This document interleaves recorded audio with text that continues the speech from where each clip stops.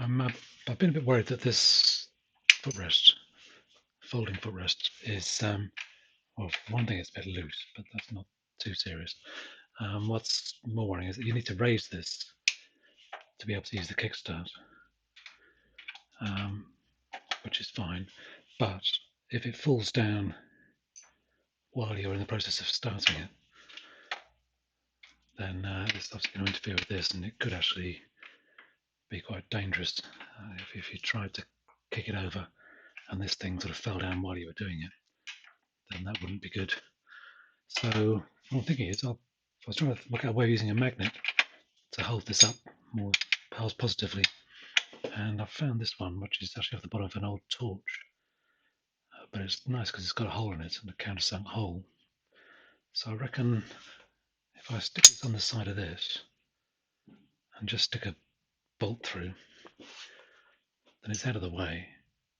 But when it's lifted up, it bites onto the frame, so that should, it's a pretty strong magnet as well. That should stop it from falling down accidentally. So I think that's good. I'll take this off and drill a hole through there and just attach it to the foot peg. Yeah, so this bolt is a bit worn. Not too bad, but and the holes, that side especially, is quite oval. So yeah, I might weld that up and re-drill it. Anyway, the magnet, oops, I reckon can go there. As long as I've got enough space to get it in before the tube.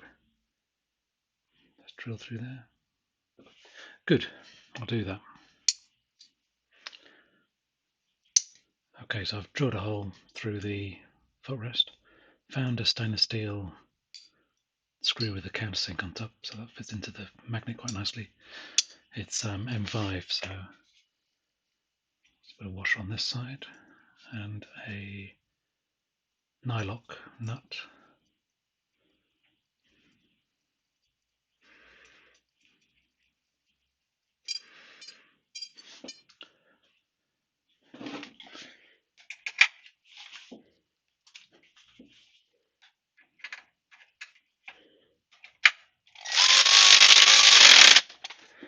So that now, good luck,